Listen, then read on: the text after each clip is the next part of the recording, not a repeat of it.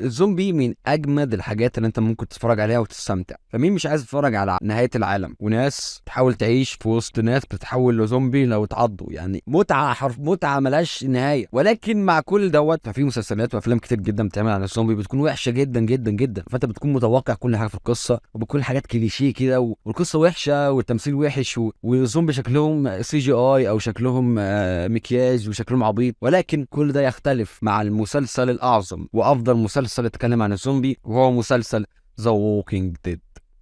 فهو مسلسل مختلف عن اي حاجه انت شفتها عن الزومبي. فمن غير كلام كتير خلينا نعرف ليه لازم تتفرج على ذا ووكينج ديد. اول حاجه معانا وهي القصه. قصه ذا ووكينج ديد مختلفه عن اي قصه زومبي انت شفتها في حياتك. فالقصه بتبدا مع ريك وشين، اتنين ضباط شرطه، الاتنين صحاب وزي الاخوات بالظبط. كانوا قاعدين في العربيه بتاعتهم وبياكلوا، ومعانا ريك جرايمز هو بطل القصه، وريك عنده زوجه وابن اسمه كارل. فهم قاعدين في العربيه بتاعتهم، وفجاه بيجي لهم بلاغ ان في عصابه هربانه ومن البوليس بيجري وراها بيطاردها. فبسرعه بيتجه ريك وشين مع بعضيهم عشان يعملوا كمين في المكان اللي هيعدي فيه العربيه بتاعت العصابه ديت. فبيبداوا ان هم ينصبوا الكمين دوت ويستنوا العصابه. عربيه العصابه بتيجي ماشيه بسرعه كبيره جدا جدا جدا، فمن كتر سرعتها العربيه بتتقلب. بعد ما العربيه بتتقلب العصابه بتطلع، وبيبدا يحصل تبادل اطلاق نار ما بين الشرطه وما بين العصابه، وبينجح الشرطه ان هم يقتلوا كل افراد العصابه ما عدا واحد بس هيكون مستخبي. هيطلع الشخص دوت ويضرب رصاصه هتيجي في البطل بتاعنا اللي هو ريك جرايمز، فالريك هيتصاب باصابه خطيره. طبعا صاحبه شين هيجري بسرعه عليه وياخده على المستشفى، لكن بسبب ان ضربه النار دي كانت خطيره ريك هيخش في غيبوبه لفتره طويله. ففي نص الغيبوبه بتاعت ريك دوت ريك هيفوق شويه كده لمده ثواني، ويشوف ان شين جاي زياره ليه وجايب له شويه ورد. بعدين ريك هيغمى عليه تاني. هيعدي الوقت وريك بقى هيفوق خالص من الغيبوبه بتاعته، ويبص جنبه يلاقي ان الورد اللي جابه شين دبلان وحالته صعبه خالص. ريك هيبدا يقوم من على السرير ويكتشف ان كمان الاجهزه اللي كانت موصوله بيه، الاجهزه الطبيه كلها مفصوله عنه. ريك هيبدا ان هو يقوم من على السرير بتاعه ويطلع بره الاوضه بتاعته. هيلاقي ممر المستشفى دمر تماما. مفيش اي حد في المستشفى غيره. هيمشي ريك شويه في الممر هيلاقي واحده مرميه على الارض وميته ومتحلله قدامه. هيمشي ريك شويه كمان هيلاقي رصاص ودم في كل حته في حيطان المستشفى، وهيلاقي باب كبير مقفول بسلسله حديد وترباس مكتوب عليه لا تفتح الموت بالداخل.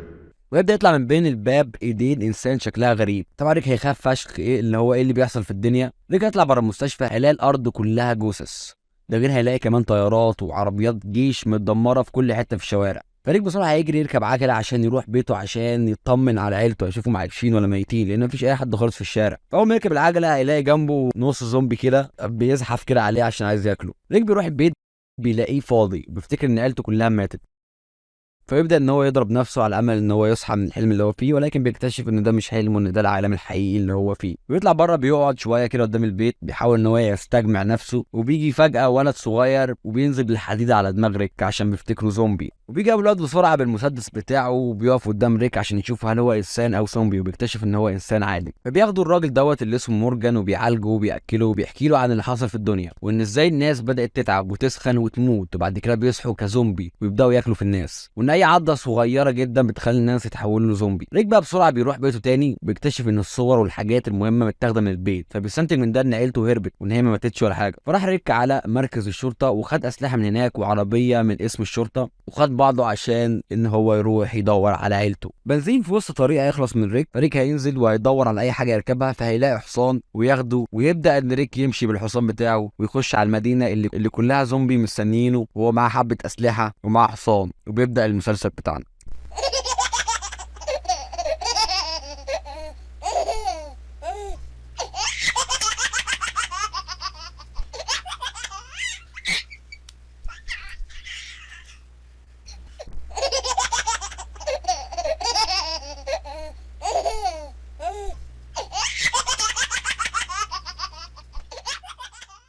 طبعا انا بحاول اختصر على قد ما اقدر من غير ما احرق اي حاجه في القصه، ولكن اللي هيحصل بعد كده ان ريك هيلاقي عيلته في الحلقه الثالثه، وبعد ما يلاقي عيلته هتبدا من هنا بقى القصه. ده مش حرق خلي بالك. فالقصه بتعتمد على رحلتهم وازاي ان هم هيقدروا يعيشوا في العالم كله زومبي، عالم متدمر تماما، وايه اللي هيحصل لهم. ومميزات القصه ان هي معتمده على تطور الشخصيات في المسلسل مع تطور القصه وتطور العلاقات بين الشخصيات اللي هيقابلوا بعض، وكمان ازاي الناس هتتصرف في نهايه العالم، ازاي الناس هتتعامل مع بعض، والبشر ممكن يوصلوا لايه عشان يعيشوا، وممكن يعملوا ايه عشان يفضلوا كمان عايشين.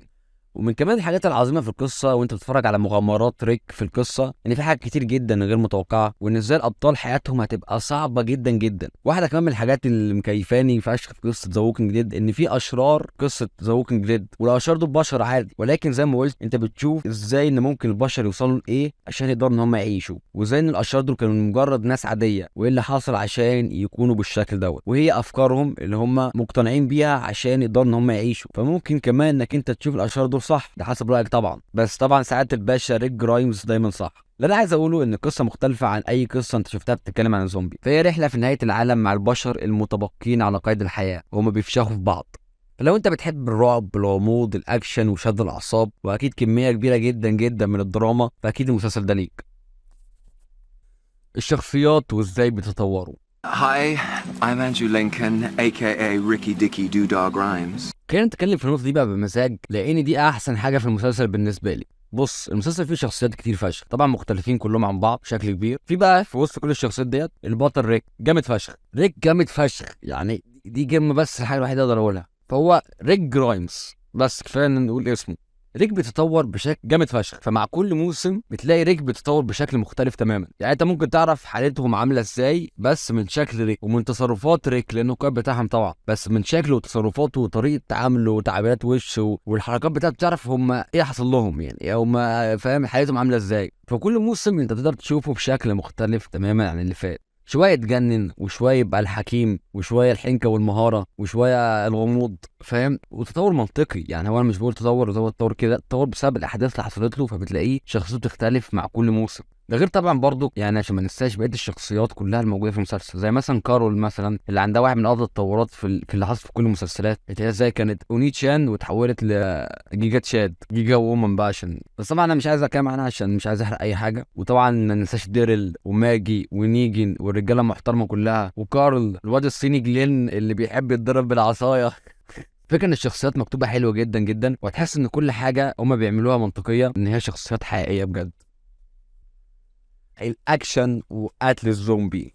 في تحذير صغير قبل ما انت تتفرج على المسلسل، ولو انت ما بتحبش الدم، ما بتحبش العفانه، ما بتحبش المشاهد المقرفه، فاكيد المسلسل ده مش ليك خالص، لان المسلسل فيه كميه مشاهد مقرفه وكميه دم في كل حته مش تقدر انك انت تتحملها لو انت بتتحسس من الموضوع دوت يعني. فما ينفعش خالص تشوفه وانت بتاكل او حتى بتفكر في الاكل، وبعد تفتكر ان ده عيب في المسلسل. بالعكس، ده ميزه كبيره جدا، ميزه قويه فشخ في المسلسل. فهم ظابطين الاكشن والحرب مع الزومبي بشكل مبهر جدا، فانت تحس ان الزومبي حقيقيين، مع ان بيكون في المشهد الواحد في كميه زومبي رهيبه، مئات من الزومبي، وكلهم بيكونوا شكلهم حقيقي، وانك بتشوفهم وهم بيقتلوا عشرات من الزومبي برضو بشكل حقيقي وبشكل جميل، في ارت في الموضوع، ودي حاجه غريبه فشخ. فبيكون الزومبي شكلهم حقيقي اوفر، فاللي تلاقيه مثلا ماشي ومجرجر بطنه في الارض معاه، واللي متركب فيه حديد، واللي متحد مع الطبيعه. فانت هتشوف قتالات ممتعه جدا جدا وحلوه ما بين بقى البشر والزومبي، وما بين البشر والبشر برضو.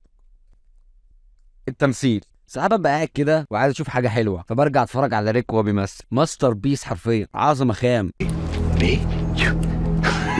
الممثل اندرو لينكولن قفل التمثيل في المسلسل دوت، فهتشوف ريك وهو بيأدي الحزن، الفرح، جنون، الغضب، الشهوه، الطمع، وكل فعلا الرياكشنات بتاعته مميزه. فهو ممثل جامد فشخ. ده غير طبعا بقيت بقى الشخصيات وتمثيلهم ازاي ان هو هيأثر فيك برضك، وهتحس فعلا بالتوتر لما الممثلين يتوتروا، او بالحزن لما الممثلين يحصل لهم حاجه يعني كده، حاجه من الحاجات اللي هي في المسلسل بتحصل كتير قوي، او بالفرح لما يحصل لهم حاجه كويسه. فالتمثيل في المسلسل ياخد 10/10، خاصه ريك جرايمز. يعني هو الصراحه هو اكتر حاجه جامده في المسلسل هو ريك. انا بتفرج على ذا ووكينج ديد عشان ريك جرايمز بس، يعني دي المفروض نحطها نقطه لوحدها من النقط اللي انك انت ليه لازم تتفرج على المسلسل، ان هو في ريك جرايمز. نيجي بقى للنقطة الأخيرة، وهي إزاي إنك أنت تتفرج على المسلسل. بص، المسلسل طويل أوي يعني، أو طويل فشخ، 177 حلقة، 11 موسم، وده طبعا عيب كبير في المسلسل. عشان ليه بقى عيب؟ لأن الحلقات كلها مش حلوة، خاصة المواسم الأخيرة خالص، من بعد الموسم الثامن بقى كده، وأنت بتتكلم في إصدراء مسلسلات. ده غير طبعا إن هو هياخد وقت كبير جدا معاك، وهيضيع لك وقت كتير فشخ. فأنا بقى جايب لك خطة كده إزاي تتفرج على المسلسل ماشي من غير ما تضيع وقت، فاهم، ومن غير لف ودوران، ومن غير ما تتسوح في حياتك مع المسلسل. أول حاجة وأهم حاجة هو إنك ما تتفرجش على اي مسلسل في نفس عالم ذا ووكينج ديد. مسلسل ذا ووكينج ديد ده عالم ماشي، في بقى مسلسلات مشتقه من العالم بتاع ذا ووكينج ديد، زي في ذا ووكينج ديد وغيرها من المسلسلات، كلها مسلسلات وحشه ما تتفرجش عليها خالص. فانت ركز بس تتفرج على ذا ووكينج ديد.